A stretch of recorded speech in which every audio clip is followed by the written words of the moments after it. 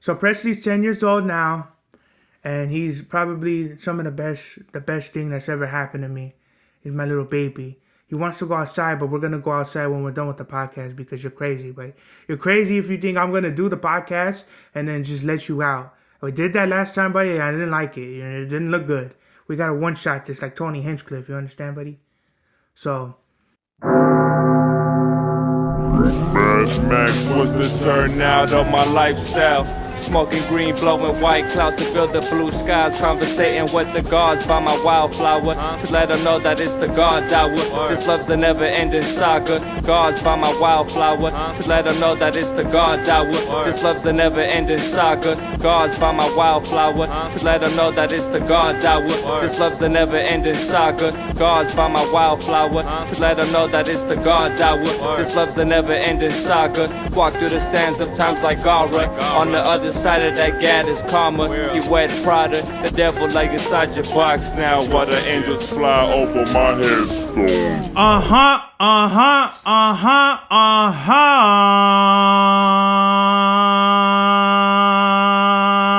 We are back with another episode of the God's Hour podcast with your boy Big Serbs back in the motherfucking place to be, La America Superior.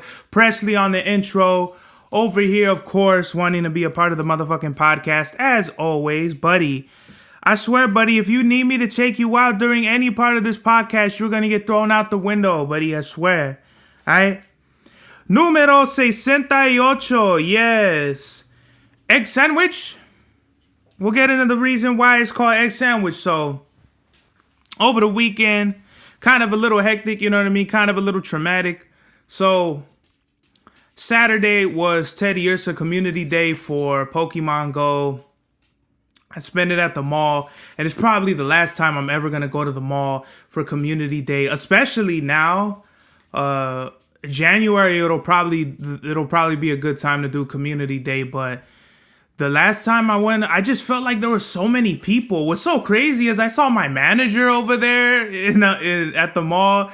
I saw like two other of my coworkers there. I was like, what the fuck? What's everybody doing over here, bro? It's really crazy. Like the mall, there's like a lot of us that either like work over there or that are around over there. So I thought that was just really cool. I just texted my manager too, like, yo, what time do we start today? Because every Monday, like, we always change the schedule. They always change the schedule on us. I don't know why.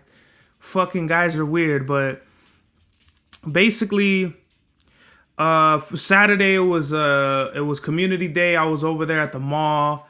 My poppy went to go to go watch a hockey game. I think it was the LA Kings versus somebody. So I didn't go. I just wanted to kick it at the house, you know what I mean? I made some burgers and I was just kicking it, bro, like regular schmegular shit. And so Saturday it was just community day and just chilling. Then not even Sunday, but like Saturday, well, kind of, I guess Sunday early morning. I hear like a knock at my door and it woke me up and I was like, what the fuck? Like, who the fuck is at my door right now? It scared the shit out of me because I was going to get my gun. I was going to load them shits with hollows and shit. But I look at my phone. I'm like, what time is it? And I see a missed call from my pop. And I'm like, don't tell me he's at the door right now. And I just hear the doorbell keep ringing. Ding dong, ding dong, ding dong, ding dong. And I'm like, okay. Either there's a fucking psycho at my door with an axe or it's my pop.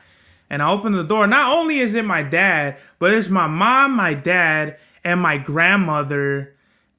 And they had brought my grandma in her van. And I'm like, where the fuck is, like, why didn't you guys use the garage? Like, I'm like half asleep thinking all this shit. And so I just end up going back to sleep. I was like, man, I'm too tired for this shit, bro. They literally woke me up. I went to sleep. I wake up Sunday morning. And I guess what had happened was after they went to the hockey game, because they took my grandma. So after the hockey game, they went to my grandma's house and they didn't have a key. So my uncle was there, but I guess my uncle must have been shit-faced asleep or something like that, or he must have passed out because my uncle drinks, and obviously once you like black out or something like that, or you're gone, you're gone. Like there's nothing like a knock at the door is gonna wake you up. There's nothing that's gonna wake you up, bro. Like I've been there before, so I understand what it is. And like my grandma was talking all kinds of shit about my uncle, which was like some funny shit. My grandma always talks shit about everybody, so I mean nobody should take it seriously or that serious because that's just my grandma. You know what I mean? Like she's been like that for 1,000 years. And that's just her, you know what I mean? So while my grandma was here, it was Presley's birthday yesterday. Happy birthday again, Presley. He's 10 years old. Presley, come here. Come here, my boy. Let's show him you and your sweater. And your chamarra. Look at him. Look at that thing right there. So Presley's 10 years old now. And he's probably some of the best thing that's ever happened to me. He's my little baby. He wants to go outside, but we're going to go outside when we're done with the podcast because you're crazy. But you're crazy if you think I'm going to do the podcast and then just let you out. We did that last time, buddy. I didn't like it. It didn't look good. We got a one-shot just like Tony Hinchcliffe. You understand, buddy? So I just went to PetSmart yesterday early in the morning. And I got some pillows. I needed some pillows for my bed. And then I got Presley some treats. I got him they had like a buy fucking 2 get the third one free or something, or no, buy 3 get 1 free, which is like I haven't heard of that deal in like a long time. So I went over, I got him some cookies, and they have like these really cool like Thin Mint. They look like Thin Mint Girl Scout cookies, but for dogs. I just let him have one treat. I'm not gonna over spoil him and shit like that. Like I gave him a cookie and I gave him a bone. So that's what you get, buddy. But you need your ingredients. You need your ingredients. You need your nutrition, my little baby. You understand? Put you on the bed. So I got Presley his treats, some of my pillows, and before that, my mom and my grandma, like both my mom and my grandma are early birds. Like I think my grandma's used to waking up like at 4 a.m. and just like, I remember when I used to live with my grandma, her routine was like, she would wake up, come downstairs, either wash dishes or clean the kitchen, like make arroz con leche or a cup of coffee, maybe watch TV downstairs, but most of the time she would go up back into her room, watch like, I don't know, either the news or something, and I would wake up around usually around 6 o'clock, and I would take a shower and get the day started. But my grandma and my mom have always been early birds. Like my mom already wakes up like at 4 a.m, I think. Like my mom wakes up super early, and so does my grandma. So they probably were up already for a while, and they had like a whole pot of coffee, drank a whole pot of coffee together, which is super crazy to me, bro. I could never fucking drink a whole cup of coffee. That's pretty wild, bro. As it is, I already have fucking anxiety. Yesterday, I had a whole grip of anxiety. And caffeine definitely doesn't help. It definitely makes it worse, especially if I have like a lot of it. And so like I just kind of deal with that. So I don't drink a lot of coffee, but my grandma, my mom were hungry, so I made them egg sandwiches, and it made me want to cry, bro. Like I remember my grandma always asking me, because I would stay with my grandma a lot, like through elementary school, middle school, not really through high school, but when I was staying with my grandma for like a good 9 months, every morning she would tell me, tienes hambre, you want something to eat, you want an egg sandwich? She would tell me, you want an egg sandwich? I'm like, yeah, grandma, I want an egg sandwich. So she always hooked it up, feeding me too, like, toasted bread, scrambled eggs with pieces of ham in it, and then melted cheese over that. Beautiful, like some of the best food I've ever had. But it took me a while to figure out that I was lactose intolerant. I figured that out I don't know, probably sometime around the time when I moved in with my grandma. My stomach couldn't handle processing, like chili cheese fries, anything super cheesy, anything super dairy in it, pizza. I still can't even really eat pizza now, which sucks, but if I do eat pizza, it has to be like I sandwich it with other shit like meats and veggies, and then I'll have like pizza and then like meats and veggies and other shit like that, just to kind of sandwich it all together. Either that or I gotta take like fucking a bunch of Pepto-Bismol, which I don't like doing. But I mean, it's better than nothing. It's better than fucking shit and blood. So while my grandma was with us, we were watching the Vicente Fernandez. It's not a docu. It's like a show about him, like Celia Cruz, the show they did about her. Really dope, bro. Like I just seen the first episode and a little bit of the second episode with my grandma, but my grandma really enjoyed it. I was with my dad. We were watching it. And it's super crazy because I guess his first tour or his first like one of his first shows or whatever was in Leon, Guanajuato, which is where my grandma's from. And he's from I forgot where he's from. He's from Jalisco though. Vicente's from like a farm. Like he has a classic ranchera story where he grew up poor as fuck, probably only had 3 outfits. In the show they made it look like they were more well off to do, but you're talking about in the early 50s, and it's crazy because my grandma's older than Vicente, which is like fucking, it bugs me out just even thinking about it. Or I think, no, maybe they're like around the same age. They might be around the same age. But seeing Vicente like as a kid, or the way they portrayed it was kind of like he is like more well off. But around those times, bro, in the 50s, it was a lot of poor people, not a lot of poor people, but just a lot of the Mexican people that lived in the rancho at the time, in the ranch. A lot of them weren't educated. A lot of them weren't wealthy at all. Like you probably had like only 3 outfits. You dig what I'm saying? You only had a few spare changes of clothes. In the show they had a radio that was like probably the most expensive shit that they had.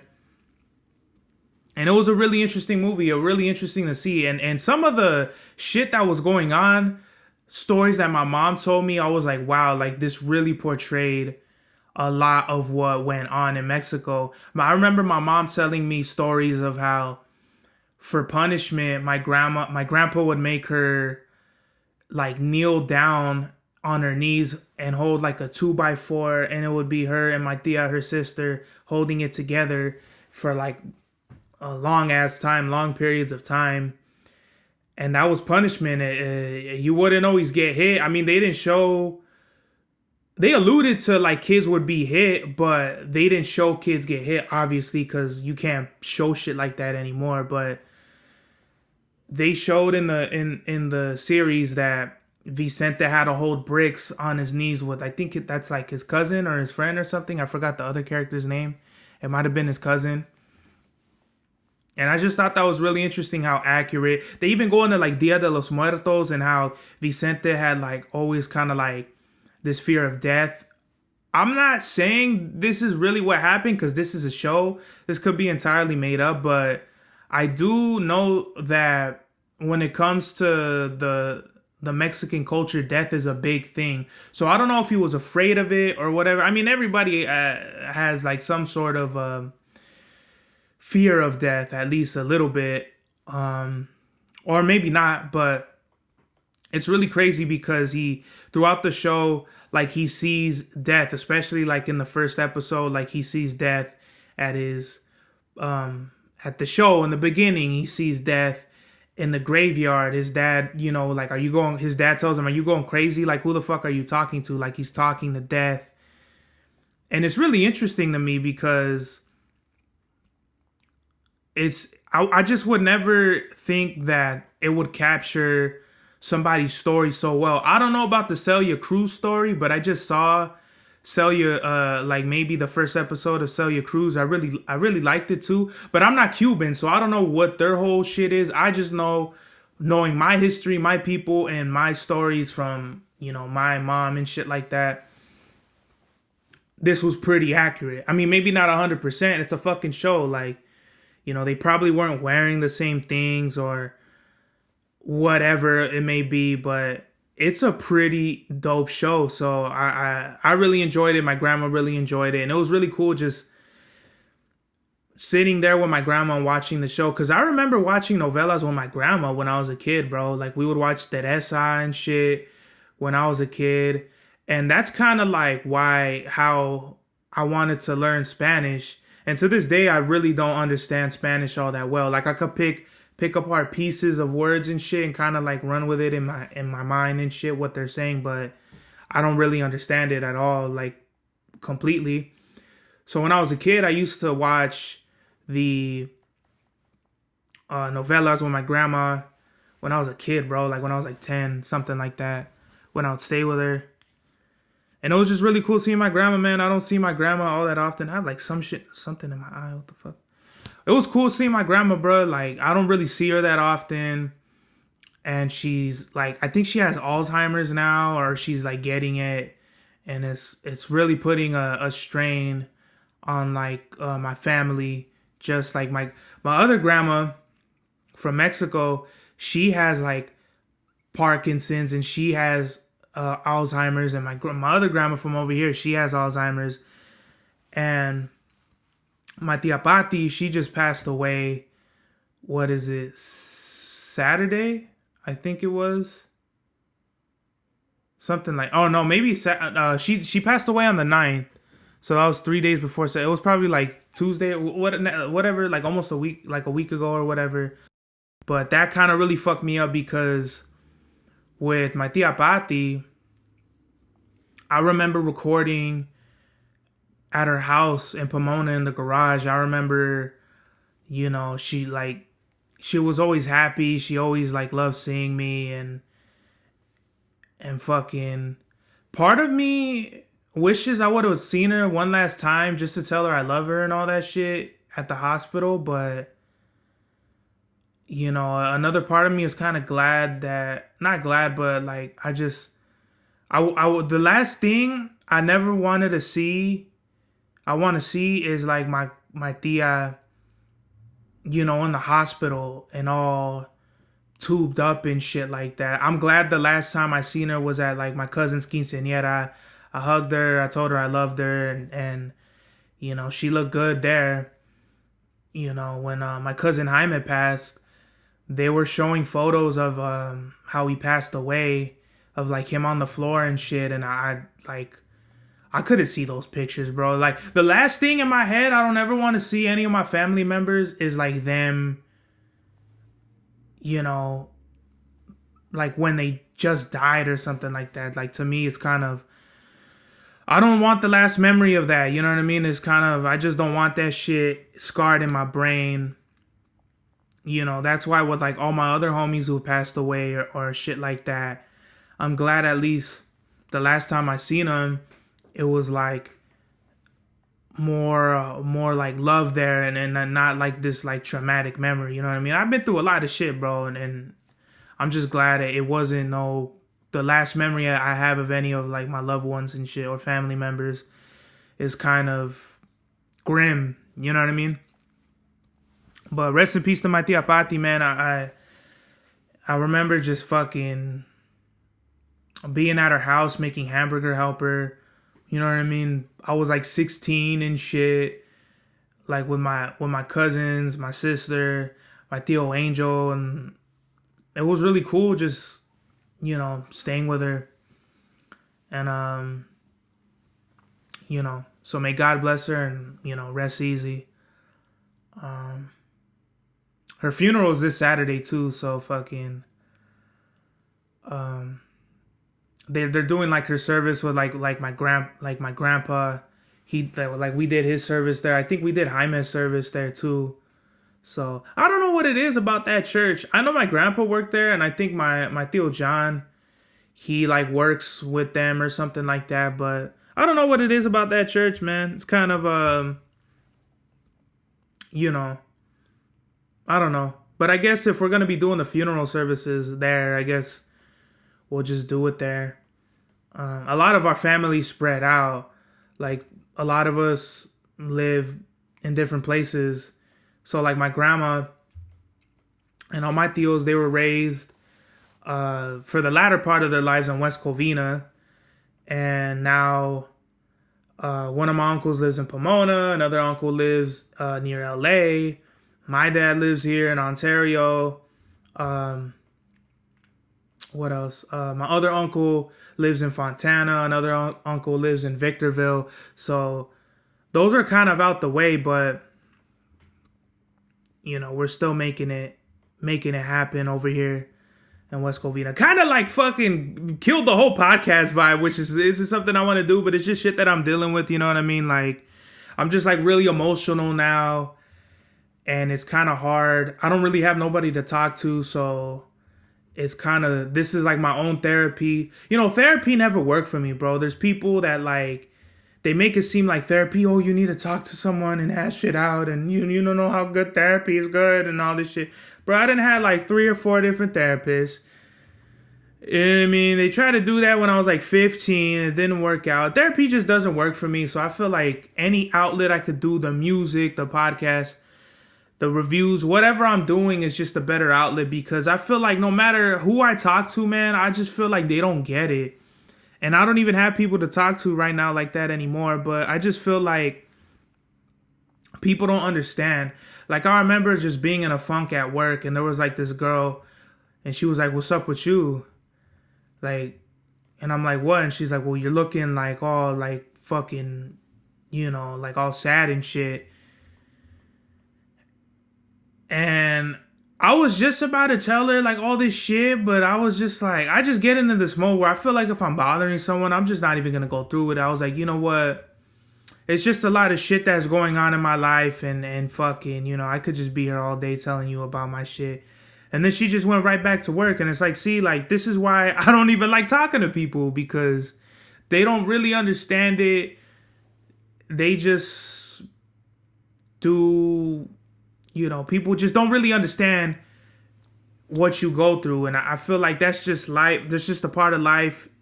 But I done been through a lot. I don't know anybody who's been through as much shit as I have.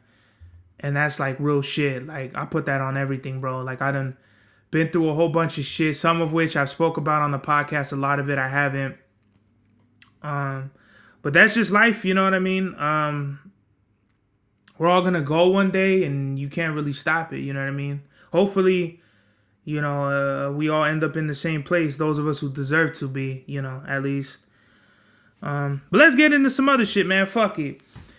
Geechee Gotti lost to Murder Mook bad. Now, for all of you who think he got 3-0, 30'd, I don't think he did, bro. Or at the least, at the most, it was a gentleman's 30, but I really felt like Geechee had a lot of good bars that the crowd wasn't giving him. And I don't really count this as like a L for Geechee Gotti. I just felt like he lost in New York.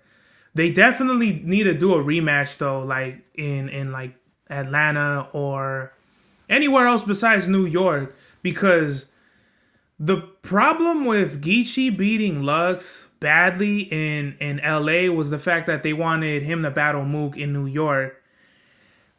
And both of which battles is biased, bro. So literally Geechee had all the gas and all the bar. I mean, Geechee had like the better bar. I felt like Geechee had better bars in the Lux battle than the Mook battle. So that's what I'll say. Like, a lot of people think Mook lost to fucking the top tier Geechee, the Geechee that was smoking everything up until that point, which isn't true. I feel like Geechee is on this decline. No disrespect, but it's just Geechee's not the same hungry Geechee that was just destroying everybody. Now he's kind of like relaxed a little bit, and his bars are kind of like not the best. They're still dope, but it's just he's not the same hungry person battler he was when he was going up against Lux, Surf, you know, DNA, a bunch of great battlers that he fucking destroyed, in my opinion.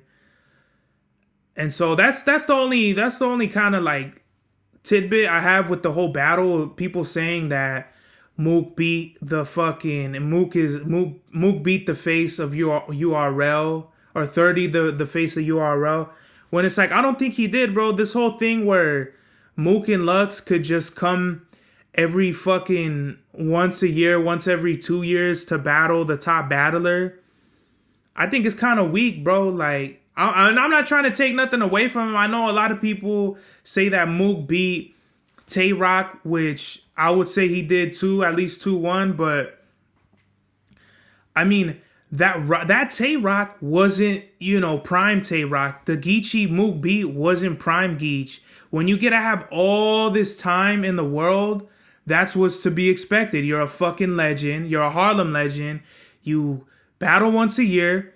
If you lost, it would look that much worse on you. Like, bro, you don't battle you don't battle like that as much as these other battlers, and you lose, bro. How is that gonna happen? So that's why it was so big that Geechee beat Lux, because Lux hadn't battled anybody since, I think, Averb. And Averb, I want to say, was 2019.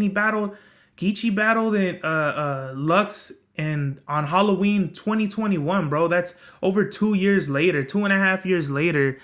So Lux had no excuse in that shit. But I will say that even Geechee did lose, but Geechee lost in a room where he was supposed to lose. So I don't know how much of a loss that is. I don't count it as a super big loss. I just will say that, Mook won, but not, if this was anywhere else, it might have looked different. It might have been, debatable or whatever, you know what I mean? So, and a lot of people are trying to like talk shit about Geechee Gotti with the whole King of New York. He's wearing New York shit. A lot of people don't know the code, bro, which is funny. A lot of people think Geechee was like trying to like, kiss ass or something like that, or like,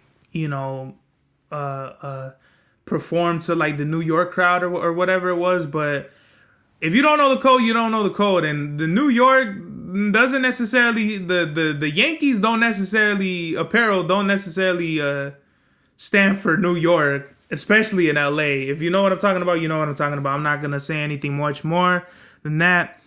But I feel like this was really the marking of like the end of an era, at least for Geechee.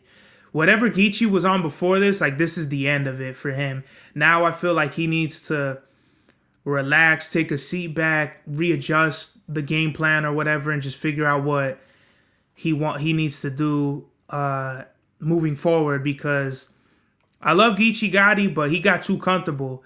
He's been kind of like on a losing streak with a lot of people saying he got beat by Jazz. And for sure Mook. There's probably somebody else I'm missing too. But yeah. But it's West Coast to Nostra for life on me on this side, you know what I mean? I'm always gonna rock the flag. You know what I mean? Represent for the culture. The West Coast, you know what I mean? West side up in this bitch. So Gunplay came out with this new video, Chevy Box. I really fuck with it. Where the fuck has Gunplay been at, man? I feel like Gunplay took a long ass hiatus. I don't know if he's coming out with an album. He cut his hair, looking clean out here. I didn't see his Eleke beads. So Gunplay, where's that at? Come on now. You might not be ERWO, but come on now, Gunplay. You gotta, if you're gonna be, you can't be new to this. If you're not new to this, you gotta stay true to this. You know what I'm saying, Gunplay? But whatever. I understand, whatever. But Gunplay, like, his whole energy and his whole vibe, at least in the music video, kind of reminded me of this MS-13 gang member I used to work with at Frito-Lay. And I probably shouldn't even have said that, what gang he was from. But I remember just working with this fool, and I'm like, hopefully this motherfucker doesn't try to stab me or rob me when we clock out or something, bro. But he was really cool. It seemed like if that was part of his past, you know what I mean? He was a little older. But I mean, I don't know anybody, so, he could have still been knee deep in the street. But it was really weird, bro. Like, the Frito-Lay was like the first job I ever worked where they're an equal opportunity employer. So anybody who's dumb as fuck doesn't know what that means. They hire felons, disabled kids, if you're on the fucking rainbow spectrum or whatever, they'll hire you. So I ended up being hired and working with two fucking sureños, which was fucking interesting because they would tell me like certain funny shit, like hood shit, and I'm like, damn, bro, like you always think you're hood, and I'm not saying I don't think I'm hood, but you always think you're hood until like you're around some fools who are really lost in the sauce, and you're like, thank God I'm not like these fools. Thank God I have a fucking more conscious awareness of who I am as a person, because I'm not like these motherfuckers. And I'm not trying to shit on nobody from the hood or any gang members or nothing like that. It's just like I feel like the gang membership is a fucking cycle that just keeps our brothers and sisters in kind of like this cycle of bullshit in the pen, poor, banging on each other, killing each other, and all this shit. So, but going back to Gunplay, I just felt like the video was dope. I want to see Gunplay out here, doing music with Freddie Gibbs and Rick Ross and all that shit. That'd be really cool. And speaking of music, man, 21 Savage, this just came out that he said that Nas is irrelevant, but his music is good.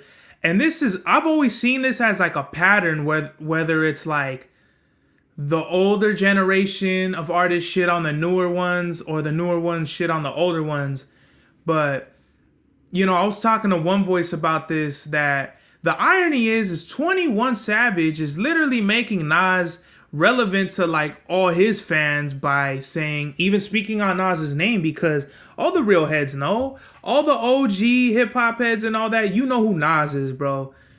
And, these new kids who are bumping the new shit, or they're just new to this. They think Drake is the greatest rapper. J. Cole like if your top 5 is J. Cole, Kendrick Lamar, Drake, 21 Savage, and Travis Scott, those are your greatest rappers right now, you're about like 15 years old or younger. You get what I mean? Like it's either that or you're just fucking hiding under a rock, or you just don't fuck with the underground, which is cool. Either way, it's cool, whatever it is, your background you come from. But the whole thing with Nas is like, bro, Nas is a certified legend in this shit, bro. He don't need to be relevant.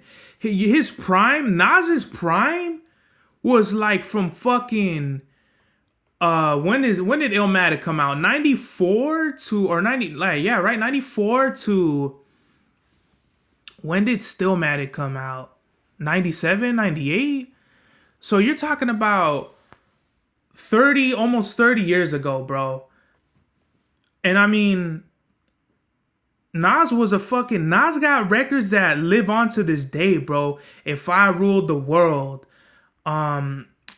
Nas's music has been studied in colleges and universities, bro. What are they gonna study about 21? I don't know. I don't see like what kind of argument that is. Nas don't have to stay relevant, bro. Nas is in his own lane. 21's in his own lane. Now 21 kind of encompasses this whole trap style that's been around that people follow, but Nas, there was no records like If I Ruled the World, I Free All My Sons. Like that wasn't, bro, nothing sounded like that at the time. One time for your mind once. Records like that, I ran like a cheetah with thoughts of an assassin. People weren't, I could go on for days, Freedom of Jail, Baby's Been Born, Eclipse inserted, the Baby's Been Born, you know what I mean? Like, people wasn't rhyming like Nas, bro. No one will ever rhyme like Nas, so we don't gotta stay relevant. He just came out with a King's Disease 3 with Hit Boy. And for 21 to kind of not shit on Nas, but not to give him enough credit is kind of crazy to me, bro, because Nas is a legend and 21, I guess, is a legend in like the newer generation. But I feel like we should have more respect, bro. The fact that Nicki Minaj is beefing with Lotto or Cardi B is beefing with whoever, and it's just kind of like there's no artist that'll be like fucking with each other. Like Nas won't ever come out and praise 21, or 21 won't ever praise Nas. They'll say like, oh, they're cool for their time, but like this is our time. Like it's always a division type thing. And that's why I don't really like certain aspects of hip hop, whether it be the journalism or people are just like fucking blinded to a whole bunch of shit that goes on in the culture. We should really have like more respect for each other, bro. Like, you know what I mean? I feel like all this division and shit like that is uncalled for. It's unnecessary. So I really feel like with the culture, it's just better to stick together. You get what I mean? Back in the 90s, bro, they were always praising like Big Daddy Kane and fucking Eric B. and Rakim and shit like that. They knew the legends. They praised the legends. And a lot of them looked up to them in that way. But it's just like not like that anymore. A lot of the new kids, they don't know who DJ Premier is. They could give a fuck about Pete Rock. They could give a fuck about Dilla. And this whole kind of like, oh, we're not that. Like, this is our style. Like, that was then and this is now. Like, that don't got nothing to do with us. It's pretty fucking corny, bro, because hip-hop was always an evolution. You think Wu-Tang Clan was what sounded like Sugar Hill? Sugar Hill was the beginning, bro. Wu-Tang Clan was like the resurgence. You know what I mean? Like, they had the golden age of the 80s, but the 90s was, I felt like another golden age, like a fucking, I don't know, like a diamond age or something like that, bro. And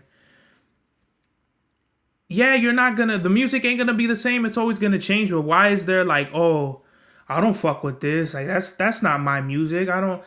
But it always goes back to the root, bro. There's a family tree of this shit.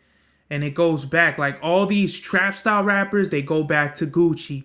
Gucci goes back to, you know, whoever the fuck in it. And it goes, and it goes. And there's always a root to this shit. And we're like all the branches of the art. So that's why I don't really understand why some of these rappers comment. I get what 21 was trying to say, that Nas isn't irrelevant. Yeah, bro, he was in his prime like 30 years ago, bro. Are you going to be relevant in 30 years? Who fucking knows?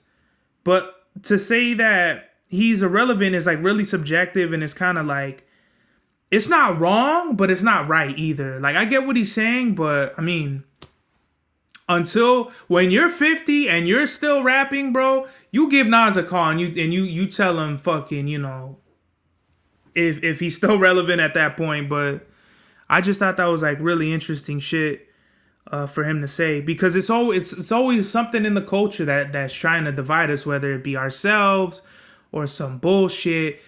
Hip hop always been some of the darkest things about the culture, whether it be murders, robberies, and just a whole bunch of heap of shit that I could go on for days. But, you know, hip hop is still like this.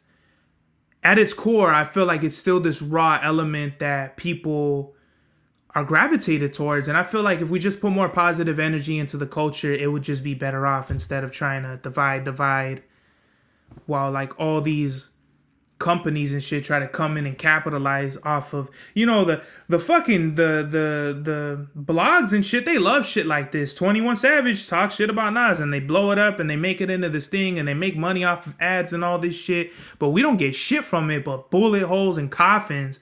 You know what I mean? So that's kind of my whole point to this shit, is just seeing through the whole fuck shit and really being aware of the things we say and like our peers in the culture. So, last thing, bro. Andrew Tate says LA is a shithole. This Romanian motherfucker done crossed the line, bro. This is a direct quote. Andrew Tate went on this dude, I don't know if his name's Aiden Ross or Aiden something, this streamer, Twitch streamer, because that's all the rage now. If you're not a Twitch streamer, you're not nobody in this fucking nerd ass culture. But Andrew Tate was talking shit about LA, how it's a cesspit or something like that. But he literally said LA is a shithole. You gotta slow down, bruh. About 99% of the raza is in LA. And unless you want to get fucking shanked at the King Taco over there, I would suggest you slow down, bucko, because LA isn't a shithole, bro. LA you know, it could be a sore eye right now, but LA used to be beautiful, bro.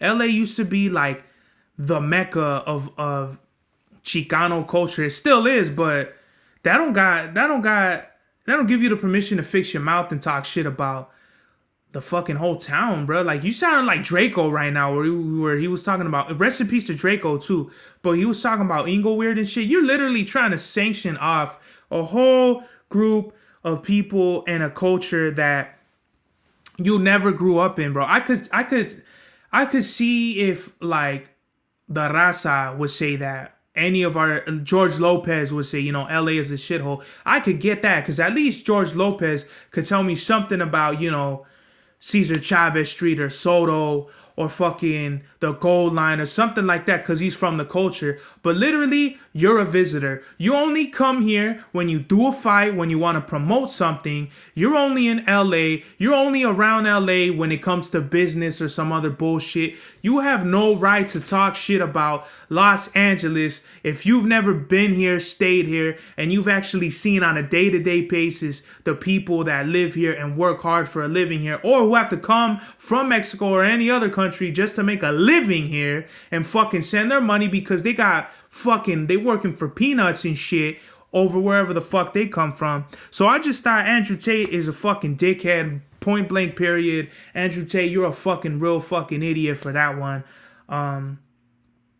You know, I could see why he got canceled now, you know what I mean? I was trying to stand up for the homie, but you know what?